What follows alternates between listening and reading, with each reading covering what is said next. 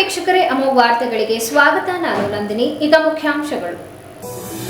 ಮೈಸೂರು ವಿಶ್ವವಿದ್ಯಾಲಯದ SC ST ಸಂಶೋಧಕರಿಗೆ ಶಿಷ್ಯ ವೇತನ ಬಿಕ್ಕಟ್ಟು ಬಗೆಹರಿಸಿದ ಸಚಿವ ಡಾಕ್ಟರ್ ಯತೀಂದ್ರ ಸಿದ್ದರಾಮಯ್ಯ. ಮಾಜಿ ಸಚಿವ ಜಮೀರ್ ಅಹಮದ್ಗೆ ಸಂಕಷ್ಟ, ಪ್ರಾಸಿಕ್ಯೂಷನ್ಗೆ ಅನುಮತಿ ಕೋರಿ ರಾಜ್ಯಪಾಲರಿಗೆ ಲೋಕಾಯುಕ್ತ ಮನವಿ. 2026ರ ಮೈಸೂರು ದಸರಾಕ್ಕೆ ಮುಹೂರ್ತ ಫಿಕ್ಸ್. ಈ ಬಾರಿ ನಾಡ ಹಬ್ಬವನ್ನ ವಿಜೃಂಭಣೆಯಿಂದ ಆಚರಿಸಲು ಸಿದ್ಧತೆ ಮಾಡಿಕೊಂಡ ರಾಜ್ಯ ಸರ್ಕಾರ. ಪಿಆರ್ಸಿ ಅಧಿಸೂಚನೆ ರಾಷ್ಟ್ರದ ಏಕತೆ ಭದ್ರತೆಗೂ ಧಕ್ಕೆ, ಕೇಂದ್ರ ಮಧ್ಯಪ್ರವೇಶಕ್ಕೆ ಶಾಸಕ ಸಿಮೆಂಟ್ ಮಂಜು ಆಗ್ರಹ. ವಾರ್ತೆಗಳ ವಿವರ. ಮೈಸೂರು ವಿಶ್ವವಿದ್ಯಾನಿಲಯದಲ್ಲಿ 2026-27ನೇ ಸಾಲಿನಲ್ಲಿ ಸಂಶೋಧನೆ ಕೈಗೊಂಡಿರುವ ಪರಿಶಿಷ್ಟ ಜಾತಿ ಮತ್ತು ಪರಿಶಿಷ್ಟ ಪಂಗಡದ ಸಂಶೋಧನಾ ವಿದ್ಯಾರ್ಥಿಗಳ ಶಿಷ್ಯ ವೇತನದ ಸಮಸ್ಯೆಯನ್ನು ಬಗೆಹರಿಸುವ ನಿಟ್ಟಿನಲ್ಲಿ ನಗರಾಭಿವೃದ್ಧಿ ಸಚಿವರಾದ ಡಾಕ್ಟರ್ ಯತೀಂದ್ರ ಸಿದ್ದರಾಮಯ್ಯ ಅವರ ಅಧ್ಯಕ್ಷತೆಯಲ್ಲಿ ಮಹತ್ವದ ಅಧಿಕಾರಿಗಳ ಸಭೆ ಜರುಗಿತು. ಸಚಿವರ ಗೃಹ ಕಚೇರಿಯಲ್ಲಿ ನಡೆದ ಸಭೆಯಲ್ಲಿ ವಿದ್ಯಾರ್ಥಿಗಳ ಪ್ರಮುಖ ಬೇಡಿಕೆಗಳನ್ನು ಅಧಿಕಾರಿಗಳ ಗಮನಕ್ಕೆ ತಂದ ಸಚಿವರು ಈ ಸಮಸ್ಯೆಯನ್ನ ತಕ್ಷಣವೇ ಬಗೆಹರಿಸಬೇಕೆಂದು ಕಟ್ಟುನಿಟ್ಟಿನ ಸೂಚನೆ ನೀಡಿದರು. ಪ್ರವೇಶ ಪರೀಕ್ಷೆಯಲ್ಲಿ ಉತ್ತೀರ್ಣರಾಗಿರುವ ಒಟ್ಟು 116 ವಿದ್ಯಾರ್ಥಿಗಳಿಗೂ ಪ್ರವೇಶಾತಿ ನೀಡಬೇಕು ಎಂದು ಸಚಿವರು ಅಧಿಕಾರಿಗಳಿಗೆ ತಿಳಿಸಿದರು. ಆದರೆ ಮಂಡ್ಯ ಮತ್ತು ಚಾಮರಾಜನಗರ ವಿಶ್ವವಿದ್ಯಾಲಯಗಳು ಪ್ರತ್ಯೇಕಗೊಂಡಿರುವುದರಿಂದ ಮೈಸೂರು ವಿಶ್ವವಿದ್ಯಾಲಯಕ್ಕೆ ಆರ್ಥಿಕ ಸಂಪನ್ಮೂಲಗಳ ಕೊರತೆ ಎದುರಾಗಿದೆ. ಈ ಕಾರಣದಿಂದಾಗಿ ಇಷ್ಟೊಂದು ದೊಡ್ಡ ಮಟ್ಟದ ಆರ್ಥಿಕ ಹೊರೆಯನ್ನು ಸಂಪೂರ್ಣವಾಗಿ ಭರಿಸಲು ಹಾಗೂ ಇಷ್ಟು ಸಂಖ್ಯೆಯ ವಿದ್ಯಾರ್ಥಿಗಳಿಗೆ ಸ್ಕಾಲರ್ಶಿಪ್ ನೀಡಲು ವಿಶ್ವವಿದ್ಯಾಲಯಕ್ಕೆ ಸಾಧ್ಯವಾಗುವುದಿಲ್ಲ ಎಂದು ಮೈಸೂರು ವಿವಿ ಕುಲಪತಿಗಳು ಸಭೆಯಲ್ಲಿ ಅಸಹಾಯಕತೆ ವ್ಯಕ್ತಪಡಿಸಿದರು. ಇದಕ್ಕೆ ಪರ್ಯಾಯ ಮಾರ್ಗ ಸೂಚಿಸಿದ ಸಚಿವ ಡಾಕ್ಟರ್ ಯತೀಂದ್ರ ಸಿದ್ದರಾಮಯ್ಯ ಅವರು ಒಟ್ಟು ವಿದ್ಯಾರ್ಥಿಗಳಲ್ಲಿ 58 ವಿದ್ಯಾರ್ಥಿಗಳಿಗೆ ಸಮಾಜ ಕಲ್ಯಾಣ ಇಲಾಖೆಯಿಂದ ಹಾಗೂ ಉಳಿದ 58 ವಿದ್ಯಾರ್ಥಿಗಳಿಗೆ ವಿಶ್ವವಿದ್ಯಾಲಯದ ವತಿಯಿಂದ ಸ್ಕಾಲರ್ಶಿಪ್ ಹಂಚಿಕೆ ಮಾಡಿ ನೀಡುವಂತೆ ಜಂಟಿ ತೀರ್ಮಾನಕ್ಕೆ ಬರಲು ಸಭೆಯಲ್ಲಿ ಉನ್ನತ ಶಿಕ್ಷಣ ಇಲಾಖೆಯ ಸರ್ಕಾರದ ಕಾರ್ಯದರ್ಶಿ ತುಳಸಿ ಮದ್ದಿನೇನಿ, ಸಮಾಜ ಕಲ್ಯಾಣ ಇಲಾಖೆಯ ಸರ್ಕಾರದ ಪ್ರಧಾನ ಕಾರ್ಯದರ್ಶಿಗಳಾದ ಮೋಹನ್ ರಾಜ್, ಮೈಸೂರು ವಿಶ್ವವಿದ್ಯಾಲಯದ ಕುಲಪತಿಗಳು ಡಾಕ್ಟರ್ ಲೋಕನಾಥ್ ಮತ್ತಿತರರು ಉಪಸ್ಥಿತರಿದ್ದರು. ಆದಾಯಕ್ಕಿಂತ ಹೆಚ್ಚು ಆಸ್ತಿ ಸಂಪಾದನೆ ಆರೋಪ ಪ್ರಕರಣದಲ್ಲಿ ಮಾಜಿ ಸಚಿವ ಜಮೀರ್ ಅಹಮದ್ ಖಾನ್ ವಿರುದ್ಧ ನ್ಯಾಯಾಲಯಕ್ಕೆ ದೋಷಾರೋಪ ಪಟ್ಟಿ ಸಲ್ಲಿಸುವ ಸಂಬಂಧ ಪ್ರಾಸಿಕ್ಯೂಷನ್ಗೆ ಅನುಮತಿ ಕೋರಿ ರಾಜ್ಯಪಾಲ ಥಾವರ್ ಚಂದ್ ಗೆಹ್ಲೋಟ್ ರವರಿಗೆ ಲೋಕಾಯುಕ್ತ ಪೊಲೀಸರು ಮನವಿ ಸಲ್ಲಿಸಿದ್ದಾರೆ.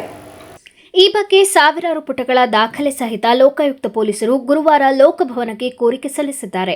2018ರಲ್ಲಿ ಐಎಂಎ ಕಂಪನಿ ವಂಚನೆ ಸಂಬಂಧ ಜಮೀರ್ ಅಹಮದ್ ಖಾನ್ ನಿವಾಸದ ಮೇಲೆ ಇಡಿ ದಾಳಿ ನಡೆಸಿದ್ದು ಅಕ್ರಮ ಆಸ್ತಿ ಸಂಪಾದನೆ ಶಂಕೆ ಇದ್ದು ತನಿಖೆ ನಡೆಸುವಂತೆ ಅಂದಿನ ಎಸಿಬಿಗೆ ಇಡಿ ಸೂಚಿಸಿತ್ತು. ತನಿಖೆ ಪ್ರಾರಂಭವಾದ ಬಳಿಕ ಎಸಿಬಿ ರದ್ದಾಗಿ ಲೋಕಾಯುಕ್ತ ಪೊಲೀಸರು ತನಿಖೆ ಮುಂದುವರೆಸಿದ್ದರು.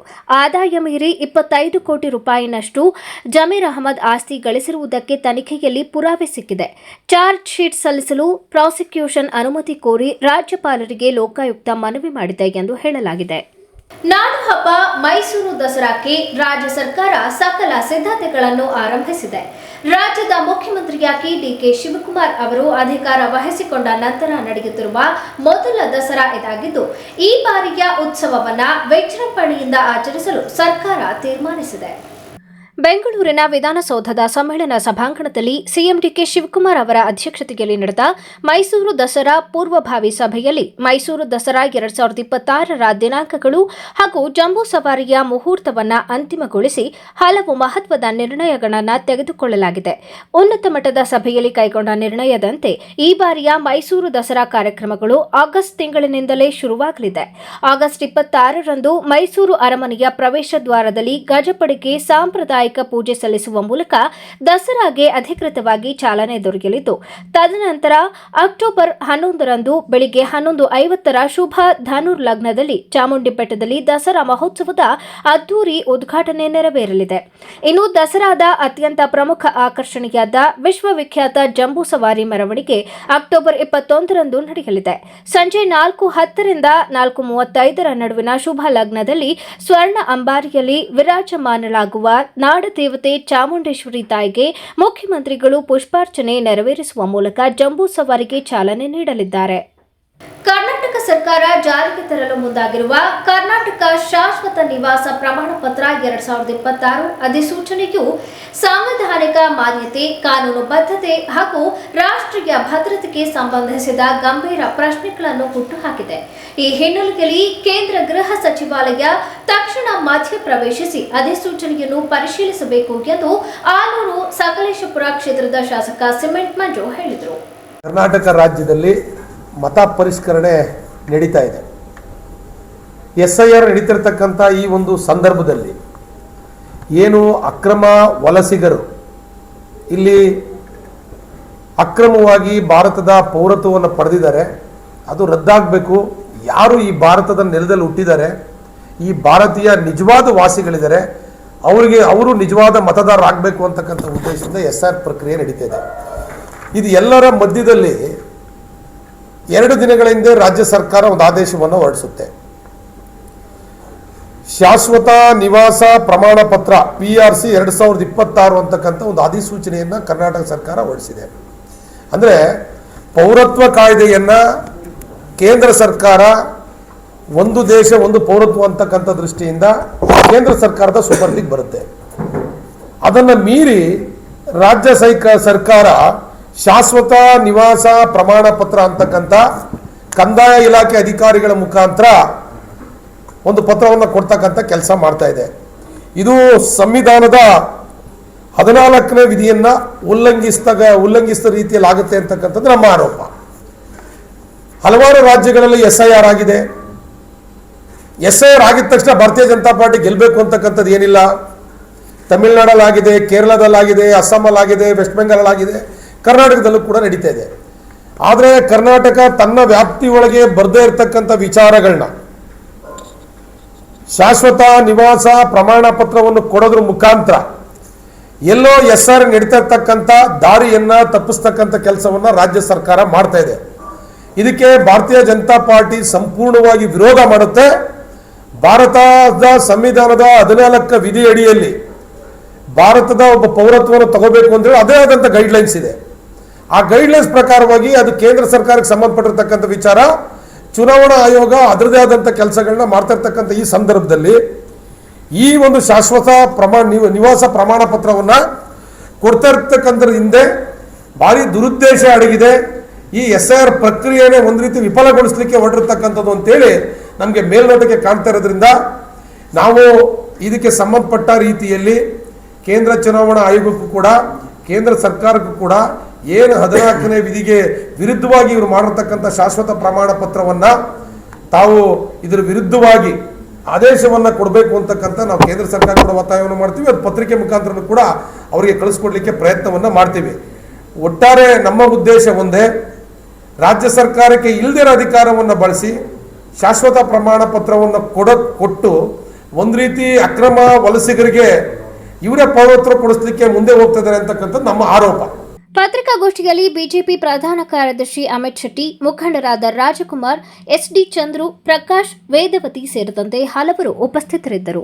ಕರ್ನಾಟಕ ಕಾರ್ಯನಿರತ ಪತ್ರಕರ್ತರ ಸಂಘದ ಹಾಸನ ಜಿಲ್ಲಾ ಘಟಕದ ಜಿಲ್ಲಾ ಮಟ್ಟದ ಪತ್ರಿಕಾ ದಿನಾಚರಣೆಯನ್ನು ಜುಲೈ 12ರಂದು ಅರಸೀಕೆರೆ ತಾಲೂಕಿನ ಕಸ್ತೂರಬಾ ಗಾಂಧಿ ಸ್ಮಾರಕ ಸಭಾಂಗಣದಲ್ಲಿ ಆಯೋಜಿಸಲಾಗಿದೆ ಎಂದು ಜಿಲ್ಲಾ ಘಟಕದ ಉಪಾಧ್ಯಕ್ಷರಾದ G. ಪ್ರಕಾಶ್ ಹೇಳಿದರು. ನಮ್ಮ ಆದಿಚುಂಚನಗಿರಿ ಶಾಖಾ ಮಠದ ಶಂಭುನಾಥ ಸ್ವಾಮೀಜಿ ಪಾವನ ಸಾನ್ನಿಧ್ಯ ವಹಿಸಲಿದ್ದಾರೆ. ಮತ್ತು ಶಾಸಕ ಶಿವಲಿಂಗೇಗೌಡರು ಉದ್ಘಾಟನೆ ನೆರವೇರಿಸಲಿದ್ದಾರೆ. ನಮ್ಮ ಸಂಘದ ಅಧ್ಯಕ್ಷರಾದಂಥ ಕೆಂಚೇಗೌಡರು ಅಧ್ಯಕ್ಷತೆ ವಹಿಸ್ತಾರೆ. ಇದೇ ರೀತಿ ನಮ್ಮ ಸಂಘದ ಪದಾಧಿಕಾರಿಗಳು ಎಲ್ಲರೂ ಸಹ ಭಾಗವಹಿಸ್ತಿದ್ದಾರೆ. ಇದು ನಮ್ಮ ಈಗಾಗಲೇ ಪತ್ರಿಕಾ ದಿನಾಚರಣೆ ಅಂಗವಾಗಿ ಕ್ರೀಡಾಕೂಟಗಳನ್ನ ಏರ್ಪಡಿಸಿ ಯಶಸ್ವಿಯಾಗಿ ನಡೆಸೋಕ್ಕೆ ತಾವೆಲ್ಲ ಸಹಕಾರ ಕೊಟ್ಟಿದ್ದೀರಿ. ಅದೇ ರೀತಿ ಪತ್ರಿಕಾ ದಿನಾಚರಣೆಯನ್ನು ಸಹ ನಡೆಸೋಕ್ಕೆ ತಾವೆಲ್ಲ ಸಹಕಾರ ಕೊಡಬೇಕು.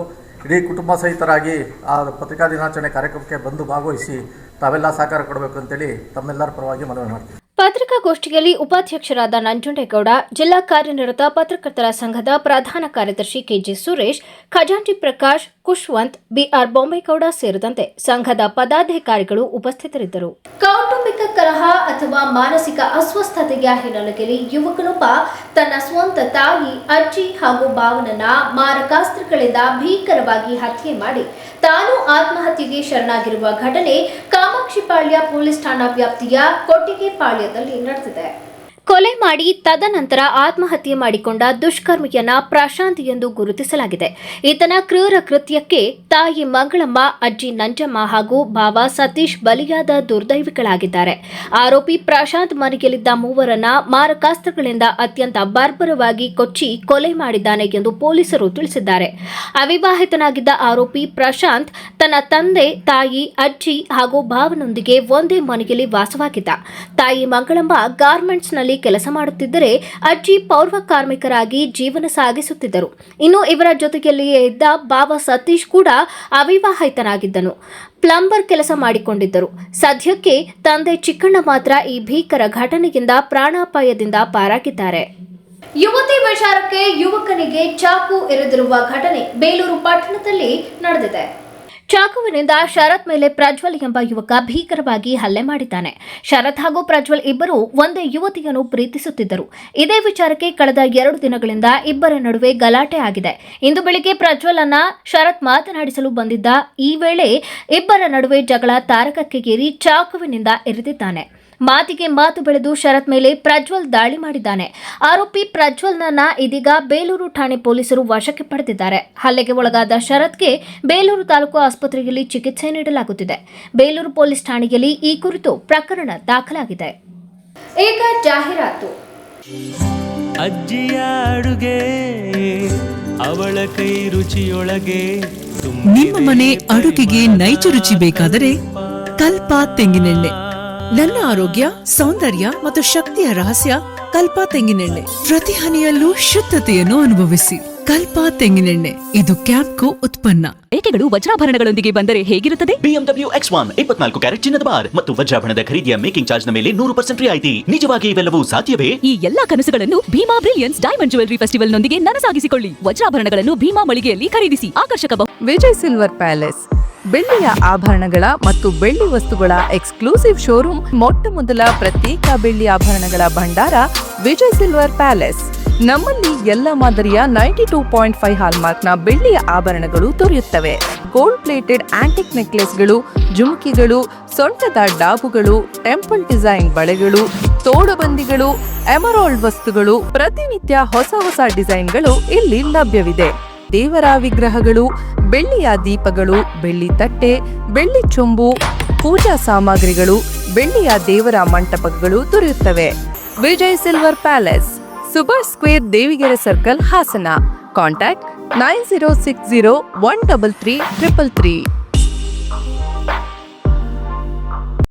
The future belongs to those who prepare for it today. Jaya Techno School. Admissions now open. Welcome to a campus where smart classrooms, robotics labs, and AI-assisted learning make every day an adventure. Where coding, STEM, and 3D innovation workshops turn curious kids into confident creators. Our digital library, language labs, and experienced faculty ensure every child reaches their fullest potential. While our sports complex, arts wing, music rooms, and student wellness center make sure they thrive, not just survive.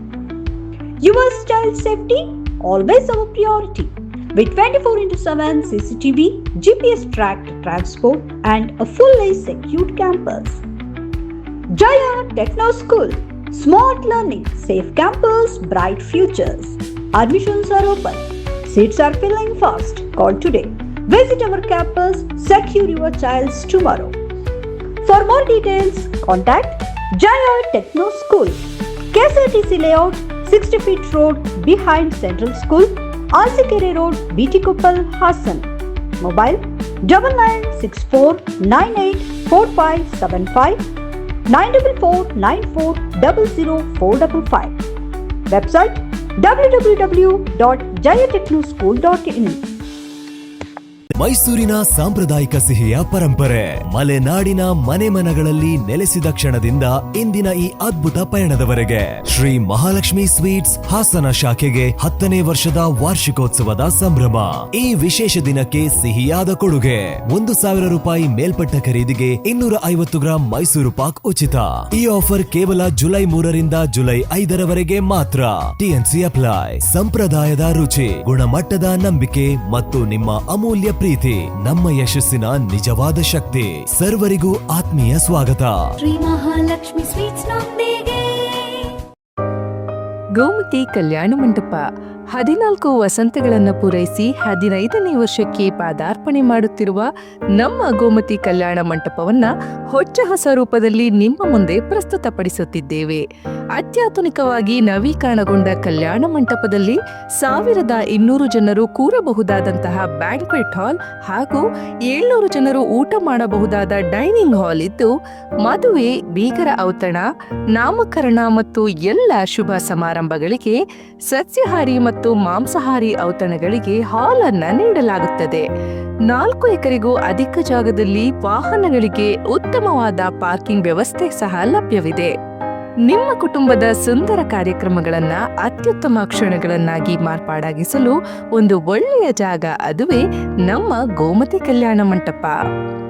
Gomti Kalyana Mantapa, coat ಹೊಸ bus ನಿಲ್ದಾಣದ ಹತ್ತಿರ, ಚನ್ನಪಟ್ಟಣ ಬಡಾವಣೆ, ಹೊಳೆನರಸೀಪುರ ರಸ್ತೆ, Hassan. Booking ಹಾಗೂ ಹೆಚ್ಚಿನ ಮಾಹಿತಿಗಾಗಿ ಸಂಪರ್ಕಿಸಿ 9484242761 ಮತ್ತು 8970568666. ಮತ್ತೊಮ್ಮೆ ಅಮೋಘ ವಾರ್ತೆಗಳಿಗೆ ಸ್ವಾಗತ. ಹೊಳೆನರಸೀಪುರದ ವಿವೇಕ ಜಾಗೃತ ಬಳಗ, ಭಾರತೀಯ ರೆಡ್ ಕ್ರಾಸ್ ಸಂಸ್ಥೆ ಹಾಗೂ ಹಾಸನದ ಹಿಮ್ಸ್ ವಿಜ್ಞಾನ ಸಂಸ್ಥೆಯ ಜಂಟಿ ಆಶ್ರಯದಲ್ಲಿ ತಾಲೂಕು ಸಾರ್ವಜನಿಕ ಆಸ್ಪತ್ರೆಯಲ್ಲಿ ಜುಲೈ 16ರಂದು ಬೃಹತ್ ರಕ್ತದಾನ ಶಿಬಿರವನ್ನು ಹಮ್ಮಿಕೊಳ್ಳಲಾಗಿದೆ ಎಂದು ಶ್ವೇತಾ ಕೃಷ್ಣಕಾಂತ್ ಹೇಳಿದರು. ನಾವು 15 ವರ್ಷದಿಂದ ವಿವೇಕ ಜಾಗೃತ ಬಳಗ ಹೊಳೆನರಸೀಪುರ ಸಂಸ್ಥೆ ವಿವೇಕ ಜಾಗೃತ ಹೊಳೆನರಸೀಪುರದಲ್ಲಿ ಸೇವೆ ಸಲ್ಲಿಸ್ತಾ ಇದ್ದೀವಿ. ಸೊ ಈ ಒಂದು ಬೃಹತ್ ರಕ್ತದಾನ ಶಿಬಿರವನ್ನು 14ನೇ ತಾರೀಕಿಗೆ ಏರ್ಪಡಿಸಿರೋದ್ರಿಂದ ಒಂದು ಏನಪ್ಪ ಅಂದರೆ ನಾವು ಗೌರ್ಮೆಂಟ್ ಹಾಸ್ಪಿಟ್ಲಲ್ಲೇ ಮಾಡ್ತಾ ಇದ್ದೀವಿ. ಸೊ ಹಾಸ್ಪಿಟ್ಲವರು ಕೂಡ ನಮಗೆ ಸಹಕರಿಸ್ತಾ ಇದ್ದಾರೆ. ಹಾಗೂ ಹಾಸನ ಹಿಮ್ಸ್ ವಿಜ್ಞಾನ ಸಂಸ್ಥೆ ಕೂಡ ನಮಗೆ ಇದರಲ್ಲಿ ಸಹಭಾಗಿ ಆಗ್ತಾ ಇದೆ. ಸೊ ಇದ್ರ ಉಪಯೋಗ ಏನಪ್ಪ, ರೇಟ್ ಥರ ದುಡ್ಡು ಕೊಟ್ಟು ತಗೊಳ್ಳೋ ಆಗಿಲ್ಲ ರಕ್ತ ಬೇಕಾದವರು. ಸೊ ಗೌರ್ಮೆಂಟ್ ಆಗಿರೋದ್ರಿಂದ ರಕ್ತ ಫ್ರೀಯಾಗಿ ಕೂಡ ಸಿಗುತ್ತೆ ಉಚಿತವಾಗಿ. ದಯವಿಟ್ಟು ಎಲ್ಲ ಸದೃಢ ಯುವಕರು, 18 ವರ್ಷ ಮೇಲ್ಪಟ್ಟಂತಹ ಸದೃಢ ಆರೋಗ್ಯವಂತ ಯುವಕರು ಮತ್ತು 60 ವರ್ಷ ಒಳಪಟ್ಟಂಥವರು ದಯವಿಟ್ಟು ಈ ರಕ್ತದಾನ ಶಿಬಿರಕ್ಕೆ.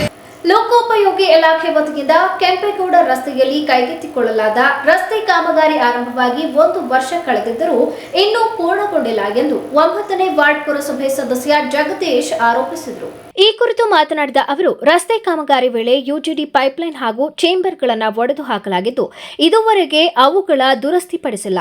ಪರಿಣಾಮವಾಗಿ ರಸ್ತೆಯಲ್ಲಿ ಚರಂಡಿ ನೀರು ನಿಂತು ಸೊಳ್ಳೆ ಕಾಟ ಹೆಚ್ಚಾಗಿದ್ದು, ಸಾಂಕ್ರಾಮಿಕ ರೋಗಗಳು ಹರಡುವ ಆತಂಕ ಎದುರಾಗಿದೆ. ಸಾರ್ವಜನಿಕರ ಆರೋಗ್ಯಕ್ಕೆ ಹಾನಿಯಾದರೆ ಅದರ ಹೊಣೆ ಯಾರು ಹೊರುತ್ತಾರೆ? ರಸ್ತೆ ಕಾಮಗಾರಿ ಕೈಗೊಳ್ಳುವ ಮೊದಲು ಸ್ಥಳೀಯ ಸಂಸ್ಥೆಯ ಅಧಿಕಾರಿಗಳೊಂದಿಗೆ ಸಮನ್ವಯ ಸಾಧಿಸಿ ಯುಜಿಡಿ ಪೈಪ್ಲೈನ್ ಹಾಗೂ ಚೇಂಬರ್ಗಳ ಸ್ಥಿತಿಯನ್ನು ಪರಿಶೀಲಿಸುವುದು ಇಲಾಖೆಯ ಜವಾಬ್ದಾರಿಯಾಗಿದೆ. ಆದರೆ ಈ ವಿಚಾರದಲ್ಲಿ ನಿರ್ಲಕ್ಷ್ಯ ವಹಿಸಲಾಗಿದೆ ಎಂದು ಹೇಳಿದರು. ನಮ್ಮ ಕೆಂಪೇಗೌಡ ರೋಡಲ್ಲಿ PWD ಅವರು ರೋಡ್ ಮಾಡ್ತಿದ್ದಾರೆ. ಒಂದು ವರ್ಷ ಆಯ್ತಾ ಮಂಜಾಗ, 1 ವರ್ಷದಿಂದ ರೋಡ್ ಮಾಡ್ತಾನೆ ಇದ್ದಾರೆ. ಅದೇನು ಅವ್ರಿಗೇನು ತಲೆ ಇದೆಯೋ ಇಲ್ವೋ ನಮಗೆ ಗೊತ್ತಾಗಿದೆ. ಯಾಕೆಂದ್ರೆ ಬೇಜಾರಾಗ್ತದೆ. UGD ಪ್ಲಾಂಟ್ ಇದನ್ನೆಲ್ಲ ಹೊಡೆದಾಕಿ, ಚೇಂಬರೆಲ್ಲ ಹೊಡೆದಾಕಿದ್ದಾರೆ. ಅದು ಬಂದು ರೆಡಿನೂ ಮಾಡ್ತಾ ಇಲ್ಲ. ನೋಡಿ ಇಲ್ಲಿ ಎಲ್ಲ ನೀರು ನಿಂತಿದೆ. ಈ ಕಡೆ ಎಲ್ಲ ಸೊಳ್ಳೆ ಕಟ್ಕೊಂಡ್ಲಾರ ರೋಗ ಏನಾರ ಬಂದೇನಾರ ಆಯಿತು ಅಂದರೆ ಯಾರು ಜವಾಬ್ದಾರಿ ಇದಕ್ಕೆ? ಏನು ಅವ್ರಿಗೆ PWD ಅವ್ರಿಗೆ, ಇಂಜಿನಿಯರ್ಗೆ, ನಾನು ಸೋಮಶೇಖರ್ ಅವ್ರಿಗೆ ಹೇಳಕ್ಕೆ ಬಯಸ್ತೀನಿ, ನೀವು ದಯಮಾಡಿ ನಾಳೆ ನಾಡ್ದು ಬಂದು ಇದನ್ನೇನೋ ರೆಡಿ ಮಾಡಲಿಲ್ಲ ಅಂದರೆ ನಾವು ಈ ರೋಡನ್ನು ಅಗದು ಇಲ್ಲಿಗೆ, ಈ ರೋಡ್ ಇದೆಯಲ್ಲ ಇದು ಈಗ ನೋಡಿ ಪ್ರೆಸೆಂಟ್ ಇದೆಯಲ್ಲ, ಇದನ್ನು ಅಗದ್ಬಿಟ್ಟು ಚರಂಡಿ ಹೊಡೆದು ಎಲ್ಲ ವೆಹಿಕಲ್ಗಳನ್ನ ತಡೆ ಹಿಡಿದು ಪ್ರತಿಭಟನೆ ಮಾಡಬೇಕಾಗತ್ತೆ. ನೀವು ಸೋಮಶೇಖರ್ ಅವರೇ ಇದನ್ನು ದಯಮಾಡಿ PWD ಇಂದನೇ ನೀವು ಫಸ್ಟು ಇದನ್ನು UGDನ ರೆಡಿ ಮಾಡಿ. ಬಂದು ರೋಡ್ ಮಾಡ್ತೀವಿ ಅಂತ ಎಲ್ಲ ಹೊಡೆದಾಕೊಂಡು ಹೋಗೋದಲ್ಲ. ಇಲ್ಲಿ ಬಂದು ಪೈಪ್ಗಳು ಯಾವಿದಾವೆ ಏನಿದ್ದಾವೆ ನಮ್ಮ ಮುನ್ಸಿಪಲ್ ಇವ್ರನ್ನ ಕರೆದು ಅವ್ರನ್ನ ಕರ್ಕೋಬೇಕು. ನೀವು ಜೊತೆಗೆ ರೋಡ್ ಮಾಡ್ಬೇಕಾರೆ ಬೇಲೂರು ವ್ಯಾಪ್ತಿ ಒಳಗಿರೋ ರೋಡ್ಗಳನ್ನೆಲ್ಲ ನೀವು ಬಂದು ಏಕೆ ಬರೋದು ಅಗದ್ಬಿಟ್ಟು ಹೋಗೋಕೆ ಏನು ನಿಮ್ಮ ಮಾವನ ಮನೆ ಅತ್ತೆ ಮನೆ ತಿಳ್ಕೊಂಡಿದ್ದೀರಿ? ಸ್ಥಳೀಯರಲ್ಲಿ ನಾವಿಲ್ಲಿ ಸ್ಥಳೀಯರು ಗೆದ್ದಿರ್ತೀವಿ ಮೆಂಬರ್ಗಳಾಗಿ. ಅವ್ರು 50 ಸತಿ ನಮಗೆ ಫೋನ್ ಮಾಡ್ತಾರೆ. ಪಾಪ ಅವ್ರು ಏನು ಮಾಡ್ತಾರೆ ಹೇಳಿ? ಜನಗಳು ಈ ಥರ ನೀರೆಲ್ಲ ಈ ಥರ ಆಗ್ಬಿಟ್ಟು ಸಂಕ್ರಾಮಿ ರೋಗ ಸ್ಟಾರ್ಟ್ ಆಗಲ್ವಾ? ಏನು ನಿಮಗೇನು ತಲೆ ಸರಿ ಇದೆ ಅಲ್ವೇಳ್ರಿ ನಿಮಗೆ? PWD ಅವ್ರಿಗೆ ಫಸ್ಟು ದಯಮಾಡಿ ಬಂದು ರೋಡನ್ನು ಫಸ್ಟು ರೆಡಿ ಮಾಡಿ. ಫಸ್ಟು ಇದನ್ನೇನು ರೆಡಿ ಮಾಡಲಿಲ್ಲ ನಾನು ಹೇಳ್ದಂಗೆ ರೋಡನ್ನು ಅಗದು ಮಧ್ಯದಲ್ಲಿ ರೋಡನ್ನು ತುಂಡು ಮಾಡಿ ಪ್ರತಿಭಟನೆ ಮಾಡಬೇಕಾದ ಎಚ್ಚರಿಕೆಯಲ್ಲಿ PWD ಅವ್ರಿಗೆ. ಈ ಸಂದರ್ಭದಲ್ಲಿ ಮಂಜುನಾಥ್, ರಾಮು, ಶಾಮಣ್ಣ, ಪುಟ್ಟಸ್ವಾಮಿ, ನಾಗಣ್ಣ, ಶೇಖರ್ ಹಾಗೂ ವತ್ಸ ಹಾಜರಿದ್ದರು. ವಿದ್ಯಾರ್ಥಿಗಳು ಸ್ಪಷ್ಟ ಗುರಿಯನ್ನು ಹೊಂದಿ ಶಿಸ್ತು, ಏಕಾಗ್ರತೆ ಹಾಗೂ ನಿರಂತರ ಪರಿಶ್ರಮದಿಂದ ಅಧ್ಯಯನ ಮಾಡಿದರೆ ಯಾವುದೇ ಕ್ಷೇತ್ರದಲ್ಲೂ ಯಶಸ್ಸು ಸಾಧಿಸಲು ಸಾಧ್ಯ ಎಂದು ಡಾಕ್ಟರ್ ಗುರುಪ್ರಸಾದ್ HB ಹೇಳಿದರು. ನಗರದ ಡಾಕ್ಟರ್ ಬಿಆರ್ ಅಂಬೇಡ್ಕರ್ ಭವನದಲ್ಲಿ ಆಯೋಜಿಸಿದ 2026-27ನೇ ಸಾಲಿನ ಸುಜಲಾ ನವಾಯನ ಪ್ರಥಮ ವರ್ಷದ ವಿದ್ಯಾರ್ಥಿಗಳಿಗೆ ಸ್ವಾಗತ ಕಾರ್ಯಕ್ರಮವನ್ನು ಉದ್ಘಾಟಿಸಿ ಮಾತನಾಡಿದ ಅವರು ತಮ್ಮ ವಿದ್ಯಾರ್ಥಿ ಜೀವನದ ಅನುಭವಗಳನ್ನು ಹಂಚಿಕೊಂಡರು. ನಾನು ಕೂಡ ಸುಜಲಾ ಕಾಲೇಜಿನಲ್ಲಿ ಶಿಕ್ಷಣ ಪಡೆದ ವಿದ್ಯಾರ್ಥಿಯಾಗಿದ್ದು ಆರಂಭದಲ್ಲಿ ವೈದ್ಯ ಅಥವಾ ಎಂಜಿನಿಯರ್ ಆಗಬೇಕೆಂಬ ಕನಸು ಇರಲಿಲ್ಲ. ಉತ್ತಮ ಅಂಕಗಳನ್ನು ಗಳಿಸಬೇಕು ಎಂಬುದೇ ಗುರಿಯಾಗಿತ್ತು. ದ್ವಿತೀಯ PUC ಹಂತಕ್ಕೆ ಬಂದಾಗ ವೈದ್ಯಕೀಯ ಕ್ಷೇತ್ರದ ಬಗ್ಗೆ ಆಸಕ್ತಿ ಮೂಡಿ ಅದಕ್ಕೆ ತಕ್ಕಂತೆ ಶ್ರಮ ವಹಿಸಿದ್ದರಿಂದ ವೈದ್ಯನಾಗಲು ಸಾಧ್ಯವಾಯಿತು. ವಿದ್ಯಾರ್ಥಿಗಳು ತಮ್ಮ ಕನಸಿನ ಗುರಿಗೆ ತಕ್ಕ ವಾತಾವರಣವನ್ನು ತಾವೇ ನಿರ್ಮಿಸಿಕೊಳ್ಳಬೇಕು. ಓದುವ ಅವಧಿಯಲ್ಲಿ ಸಮಯವನ್ನು ವ್ಯರ್ಥ ಮಾಡದೆ ಪ್ರತಿಯೊಂದು ಕ್ಷಣವನ್ನು ಸದುಪಯೋಗಪಡಿಸಿಕೊಂಡರೆ ಯಶಸ್ಸು ಖಚಿತ ಎಂದು ಹೇಳಿದರು. ಯಾಕೆ ನಾವು ನಮ್ಮ ಸಂಸ್ಥೆಯಲ್ಲಿ ಅಚೀವ್ ಮಾಡಿದಂಥ ವಿದ್ಯಾರ್ಥಿಗಳನ್ನ ಯಾಕೆ ಕಲಿಸ್ತಾ ಇದ್ದೀವಿ ಅಂತಂದರೆ, ನೀವು ಅವರಂತೆ ಒಂದಲ್ಲ ಒಂದಿನ ಸ್ಟೇಜ್ ಮೇಲೆ ಕೂತ್ಕೋಬೇಕು ಅನ್ನೋದು ನಮ್ಗಳೆಲ್ಲ ಆಸೆ. ಡಾಕ್ಟರ್ ಗುರುಪ್ರಸಾದ್ ನೋಡಿ, ಇವತ್ತು ನೆನ್ಬಿಟ್ಟು ಹೆಂಗಾಯ್ತಂದ್ರೆ ಬಹಳಷ್ಟು ಡಾಕ್ಟರ್ಸ್ ಇದ್ದಾರೆ ನಮ್ಮ ಸುಜಲಾ ಸ್ಟೂಡೆಂಟ್ಸ್. ಈಗಲೂ ಹೇಳ್ತಾ ಇದ್ರು, ಸರ್ ಹೊಳೆನರಸೀಪುರ ಭುವನೇಶ್ ನಮ್ಮ ಕಾಲೇಜ್ ಸ್ಟೂಡೆಂಟ್ ಸರ್, ಅವ್ರು ಲೀಸ್ಟ್ ಕೊಡ್ತಾ ಇದ್ರು ಡಾಕ್ಟರ್ಸ್ಗಳು, ಈ ಕಾಲೇಜಿನ ವಿದ್ಯಾರ್ಥಿಗಳ ಲಿಸ್ಟ್. ಗುರುಪ್ರಸಾದ್ ಹೇಗೆ ಅಂತಂದರೆ, ಗುರುಪ್ರಸಾದ್ ಐ ಥಿಂಕ್ ಮೆಡಿಕಲ್ನಲ್ಲಿ 400 something ranking, CET 200 something ranking ಬಂದಿರ್ತಕ್ಕಂಥ ಸ್ಟೂಡೆಂಟ್. actually ನನ್ನ ಸಬ್ಜೆಕ್ಟಲ್ಲಿ ಗೊತ್ತೇ ಇರುತ್ತೆ, 100 ಬಂದಿರುತ್ತೆ. ಭಾಳ ಖುಷಿ ಆಗ್ತಾ ಇದೆ, ಯಾಕೆಂದರೆ ಅಲ್ಲಿ ಮುಂದೆ ಕೂತಿರ್ತಕ್ಕಂಥ ಕನ್ನಡ ಮೀಡಿಯಂ ಸ್ಟೂಡೆಂಟ್ಸ್ಗಳಿದ್ದಾರೆ. ಸುಮಾರು 7 ಜನ ಏನೋ ಮ್ಯಾಥಮೆಟಿಕ್ಸಲ್ಲಿ 100 ಬಂದಿದೆ. 38 ಸ್ಟೂಡೆಂಟ್ಸ್ ಗಾಟ್ 99 ಇನ್ ಮ್ಯಾಥಮೆಟಿಕ್ಸ್.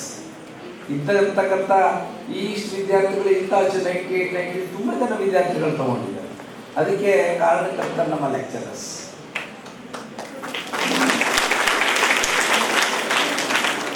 ನಮ್ಮ ಲೆಕ್ಚರರ್ಸ್ ನಾವು ನಿಜಕ್ಕೂ ಹೇಳ್ಬೇಕಂದ್ರೆ ಖುಷಿ ಇದೆ.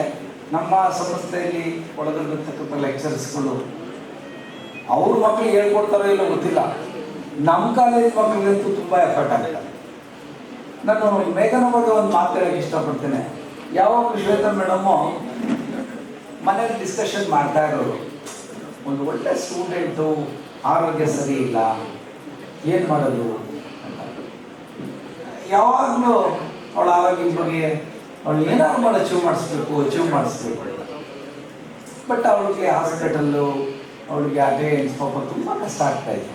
ಆದರೂ ಕಳೆದ ಕೇವಲ 4 ತಿಂಗಳಲ್ಲಿ ಹಾಸ್ಪಿಟ್ಲಲ್ಲಿ 6 ತಿಂಗಳು ಇದ್ದರೂ ಕೂಡ ಕೇವಲ 3-4 ತಿಂಗಳಲ್ಲಿ ಕಾಲೇಜಿಗೆ ಬಂದು ಎಲ್ಲಾನು ಓದಿ ಇವತ್ತು ಒಳ್ಳೆ ಕಾಲೇಜಿಗೆ 2nd ಪ್ಲೇಸ್ ತಗೊಂಡಿದ್ದಾರೆ. ಅವಳೊಂದು ಮಾತನ್ನ ಇನ್ಸ್ಟಾಗ್ರಾಮಲ್ಲೆಲ್ಲೋ ನೋಡಿದೆ. ಇಂಥ ಒಂದು ಚಿಕ್ಕ ವಯಸ್ಸಿನಲ್ಲಿ ಒಂದು ಮಾತು ಬಂತು, ಒಬ್ಬ ಮನುಷ್ಯ ಸತ್ತ ಮೇಲೆ ಆ ಬ್ರೈನು ಒಂದು 10 ಮಿನಿಟ್ಸ್ ಇರುತ್ತಂತೆ.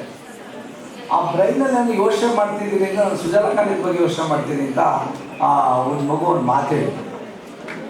ಇಂಥ ಒಂದು ವಿದ್ಯಾರ್ಥಿಗಳು, ಇಷ್ಟೊಂದು ಕಾಲೇಜಿನ ಪ್ರೀತಿ ಮಾಡ್ತಕ್ಕಂಥ ವಿದ್ಯಾರ್ಥಿಗಳಿದ್ದಾರೆ ಅಂದರೆ ರಿಯಲಿ ಭಾಳ ಖುಷಿ ಅನಿಸುತ್ತೆ. ಕಳೆದ 2006 ಕಾಲೇಜಿನ ಸ್ಟಾರ್ಟ್ ಮಾಡಿದ್ವಿ. ಫಸ್ಟ್ ಸುಜಲಾ ಕೋಚಿಂಗ್ ಸೆಂಟರ್ ಅಂತ ಸಾವಿರಾರು ಮಕ್ಕಳು ಓದೋದ್ರು. ಸುಜಲಾ ವಿದ್ಯಾಸಂಸ್ಥೆ ಅಮ್ಮರವ್ರು ಬೆಳ್ಕೊಂಡಿದೆ. ನಮ್ಮದೇ ಸಂಸ್ಥೆ ಇವತ್ತು ಎತ್ತೂರಿನಲ್ಲಿ ಸಾನ್ವಿ ಪಬ್ಲಿಕ್ ಸ್ಕೂಲ್ 1 to 10 ಒಂದು ಇನ್ಸ್ಟಿಟ್ಯೂಷನ್ ನಡೀತಾ ಇದೆ. ಅಲ್ಲೂ ಕೂಡ ಒಂದು ಗ್ರಾಮೀಣ ಪ್ರದೇಶದಲ್ಲಿ ಅತಿ ಹೆಚ್ಚು ಜಿಲ್ಲೆಗೆ ಪ್ರಥಮ ಸ್ಥಾನವನ್ನು ಗಳಿಸಿಕೊಳ್ತು SSLC ರಿಸಲ್ಟ್ನಲ್ಲಿ. ಅತಿ ಹೆಚ್ಚು ಡಿಸ್ಟಿಂಕ್ಷನ್ ತಗೊಂಡು ಸುಜಲಾ ಸಂಸ್ಥೆಗಳ ಸಮೂಹದ ಅಧ್ಯಕ್ಷ ಡಾಕ್ಟರ್ ಎಸ್ ಲೋಕೇಶ್ ಹಾಗೂ ಕಾರ್ಯದರ್ಶಿ ಶ್ವೇತಾ ಲೋಕೇಶ್ ಮಾತನಾಡಿ, ಪ್ರತಿಯೊಬ್ಬ ಪೋಷಕರು ತಮ್ಮ ಮಕ್ಕಳ ಭವಿಷ್ಯದ ಬಗ್ಗೆ ಅಪಾರ ನಿರೀಕ್ಷೆ ಮತ್ತು ನಂಬಿಕೆ ಹೊಂದಿರುತ್ತಾರೆ. ಆ ವಿಶ್ವಾಸವನ್ನು ಉಳಿಸಿಕೊಳ್ಳುವ ಜವಾಬ್ದಾರಿ ವಿದ್ಯಾರ್ಥಿಗಳ ಮೇಲಿದೆ. ಶಿಕ್ಷಣ ಪಡೆಯುವ ಸಮಯ ಅಮೂಲ್ಯವಾಗಿದ್ದು, ಅನಗತ್ಯ ಆಕರ್ಷಣೆಗಳಿಗೆ ಒಳಗಾಗದೆ ಗುರಿಯತ್ತ ಗಮನ ಹರಿಸಬೇಕು ಎಂದು ಸಲಹೆ ನೀಡಿದರು. ಜೀವನದಲ್ಲಿ ಯಶಸ್ಸು ಸಾಧಿಸಬೇಕಾದರೆ ಸಮಯದ ಮೌಲ್ಯವನ್ನು ಅರಿತು ಶಿಸ್ತುಬದ್ಧವಾಗಿ ಅಧ್ಯಯನ ಮಾಡಬೇಕು. ಅವಕಾಶಗಳನ್ನು ಸಮರ್ಪಕವಾಗಿ ಬಳಸಿಕೊಂಡರೆ ಉತ್ತಮ ಭವಿಷ್ಯ ನಿರ್ಮಿಸಿಕೊಳ್ಳಲು ಸಾಧ್ಯ ಎಂದು ಹೇಳಿದರು. ಫ್ರಮ್ ಬಿಗಿನಿಂಗ್ ಇಟ್ಸೆಲ್ಫ್ ಯಾವುದೇ ರೀತಿ ಡಿಸ್ಟ್ರಾಕ್ಷನ್ಸ್ಗೆ ಒಳಗಾಗದೆ ಸ್ಟಡೀಸ್ ಕಡೆ ಕಾನ್ಸಂಟ್ರೇಟ್ ಮಾಡಿದರೆ definitely will get success. Education ಅನ್ನೋದು ಒಂದಿದ್ರೆ ನೀವು ಯಾರ ಮೇಲೂ ಡಿಪೆಂಡ್ ಆಗದೆ ನಿಮ್ಮ ಲೈಫ್ನ ಇಂಡಿಪೆಂಡೆಂಟ್ ಆಗಿ ನೀವು ಬಿಲ್ಡ್ ಮಾಡ್ಕೋಬಹುದು, ಮತ್ತು ನಿಮ್ಮ ಲೈಫ್ ಸ್ಟೈಲ್ನ ನೀವು ಚೇಂಜ್ ಮಾಡ್ಕೋಬಹುದು. ಮತ್ತು ನಿಮ್ಮ ಸೀನಿಯರ್ಸ್ ನಿಮಗೆ ಒಂದು ಒಳ್ಳೆ ರಿಸಲ್ಟ್ನ ಸೆಟ್ ಮಾಡಿಕೊಟ್ಟು ಹೋಗಿದ್ದಾರೆ. ಸೊ ಆ ರಿಸಲ್ಟ್ನ ನೀವು ಬ್ರೇಕ್ ಮಾಡಬೇಕು. So I hope you all will get good results and make us proud. You are all waiting for your cultural programme. I don't waste your time. So hardly welcome to our warm freshers. So thank you one and all. It always has to be two-way teaching. So ಅರ್ಥ ಮಾಡ್ಕೊಂಡು ಓದಿ, ಏನು ಹೇಳ್ತಾರೆ ಎಲ್ಲ think ಮಾಡಿ, ಎಲ್ಲದಕ್ಕೂ question ಕೇಳಿ, Y ಎಲ್ಲ ಕ್ವಶನ್ ಕೇಳಬೇಕು. ನಿಮ್ಗೆ ಆ ಕ್ವಶನಿಗೆ ಆನ್ಸರ್ ನೀವೇ ಹುಡುಕಿ ಫಸ್ಟ್. ನಿಮ್ಗೆ ಆ ಕ್ವಶನ್ಗೆ ಆನ್ಸರ್ ಸಿಗ್ಲಿಲ್ಲ ಅಂದ್ರೆ ಟೀಚರ್ಸ್ ಹತ್ರ ಕೇಳಿ. They will be more happy to answer you guys. One way teaching ಇಂದ ಅವ್ರಿಗೂ ಏನು ಅಷ್ಟೊಂದು ಖುಷಿ ಸಿಗ್ತಿರಲ್ಲ. The teaching process or the studying process has to be a two-way continuum. So ನಿಮ್ಗೆ ಏನೇ ಡೌಟ್ಸ್ ಇದ್ರೂ ಶಿಕ್ಷಕರಿಗೆ ಕೇಳಿ ಆನ್ಸರ್ ಮಾಡ್ತಾರೆ ಅವರು. ಆ್ಯಂಡ್ ಓದೋದೊಂದೇ ಅಷ್ಟೇ ಅಲ್ಲ, ಅಕಾಡೆಮಿಕ್ಸ್ ಅಲ್ಲಿ ಎಕ್ಸೆಲ್ ಆಗಿ ಫೇಲ್ಯೂರ್ ಆಗಿರೋರನ್ನು ನೋಡಿದ್ದೀನಿ ನಾನು. ಅವಾಗ ತುಂಬಾ ಚೆನ್ನಾಗಿ ಮಾರ್ಕ್ಸ್ ತಗೊಳ್ತಿದ್ರು, ಇದೇ ಫೀಲ್ಡಿಗೆ ಹೋಗ್ಬೇಕು ಅನ್ಕೊಂಡ್ರು, ಅದೇ ಫೀಲ್ಡಿಗೆ ಬಂದ್ರು. ಬಟ್ ಅಲ್ಲಿ ಎಕ್ಸೆಲ್ ಆಗಕ್ ಆಗ್ತಿಲ್ಲ. ಏನಕ್ಕೆ? ಬೈ ಹಾರ್ಟ್ ಮಾಡಿ ಬಂದಿರ್ತಾರೆ ಅಥವಾ ಯಾವ್ದೋ ಸ್ಟ್ರೆಸ್ಸಿಗೆ ಬಂದಿರ್ತಾರೆ. ಅವ್ರದ್ದೇ ಆದಂತ ಒಂದು ಪ್ರೋಸೆಸ್ ಬಿಲ್ಡ್ ಮಾಡ್ಕೊಂಡಿರಲ್ಲ. ಅಂಡ್ ಅವ್ರದ್ದು ಫೀಲ್ಡ್ ಅನ್ನ ಅವರು ಎಂಜಾಯ್ ಮಾಡ್ತಿರಲ್ಲ. ಓಕೆ, ಇವಾಗ ಡಾಕ್ಟರ್ ಆಗ್ಬೇಕು ಅಂತ ನೀಟ್ ಬರ್ದಿರ್ತೀರಾ, ನೀವು ನೀಟಲ್ಲಿ ಒಳ್ಳೆ ಮಾರ್ಕ್ಸ್ ಸಿಕ್ಕಿರಲ್ಲ ನಿಮ್ಗೆ, ದಟ್ಸ್ ನಾಟ್ ಫೇಲ್ಯೂರ್. ಡಾಕ್ಟರ್ ಆಗ್ಬೇಕು ಅಂತ ನಿಮ್ ಮನಸ್ಪೂರ್ವಕವಾಗಿ ಓದಿದೀರಾ. At the end of the day, if you are happy that you have given your complete thing for whatever you have prepared, that's the success. ನೀವು doctor ಆಗ್ಲಿಲ್ಲ, ನೀಟಲ್ಲಿ ಒಳ್ಳೆ rank ಬರಲಿಲ್ಲ ಅನ್ನೋದು ಫೇಲ್ಯೂರ್ ಅಲ್ಲ. ನಿಮ್ ಪ್ರೋಸೆಸ್ ನ ನೀವು ಬಿಲೀವ್ ಮಾಡಿದೀರಾ and you have given your best ಅನ್ನೋದೇ ನನ್ನ ಪ್ರಕಾರ ಸಕ್ಸಸ್ ಅನ್ನೋದು. ಕಾರ್ಯಕ್ರಮದಲ್ಲಿ ಕಾಲೇಜಿನ ಪ್ರಾಂಶುಪಾಲ ಚಂದನ್ ಹಾಗೂ ಸಂಸ್ಥೆಯ ಆಡಳಿತ ಮಂಡಳಿಯ ಸದಸ್ಯರು, ಬೋಧಕ ವೃಂದ, ವಿದ್ಯಾರ್ಥಿಗಳು ಉಪಸ್ಥಿತರಿದ್ದರು. ಕೊನೆಯಲ್ಲಿ ಮತ್ತೊಮ್ಮೆ ಮುಖ್ಯಾಂಶಗಳು. ಮೈಸೂರು ವಿಶ್ವವಿದ್ಯಾಲಯದ ಎಸ್ಸಿ/ಎಸ್ಟಿ ಸಂಶೋಧಕರಿಗೆ ಶಿಷ್ಯ ವೇತನ ಬಿಕ್ಕಟ್ಟು ಬಗೆಹರಿಸಿದ ಸಚಿವ ಡಾಕ್ಟರ್ ಯತೀಂದ್ರ ಸಿದ್ದರಾಮಯ್ಯ. ಮಾಜಿ ಸಚಿವ ಜಮೀರ್ ಅಹಮದ್ಗೆ ಸಂಕಷ್ಟ, ಪ್ರಾಸಿಕ್ಯೂಷನ್ಗೆ ಅನುಮತಿ ಕೋರಿ ರಾಜ್ಯಪಾಲರಿಗೆ ಲೋಕಾಯುಕ್ತ ಮನವಿ. 2026ರ ಮೈಸೂರು ದಸರಾಕ್ಕೆ ಮುಹೂರ್ತ ಫಿಕ್ಸ್. ಈ ಬಾರಿ ನಾಡ ಹಬ್ಬವನ್ನ ವಿಜೃಂಭಣೆಯಿಂದ ಆಚರಿಸಲು ಸಿದ್ಧತೆ ಮಾಡಿಕೊಂಡ ರಾಜ್ಯ ಸರ್ಕಾರ. ಪಿಆರ್ಸಿ ಅಧಿಸೂಚನೆ ರಾಷ್ಟ್ರದ ಏಕತೆ ಭದ್ರತೆಗೂ ಧಕ್ಕೆ, ಕೇಂದ್ರ ಮಧ್ಯಪ್ರವೇಶಕ್ಕೆ ಶಾಸಕ ಸಿಮೆಂಟ್ ಮಂಜು ಆಗ್ರಹ. ಮುಂದಿನ ವಾರ್ತಾ ಸಂಚಿಕೆಯಲ್ಲಿ ಮತ್ತೊಮ್ಮೆ ಭೇಟಿಯಾಗೋಣ. ನಮಸ್ಕಾರ.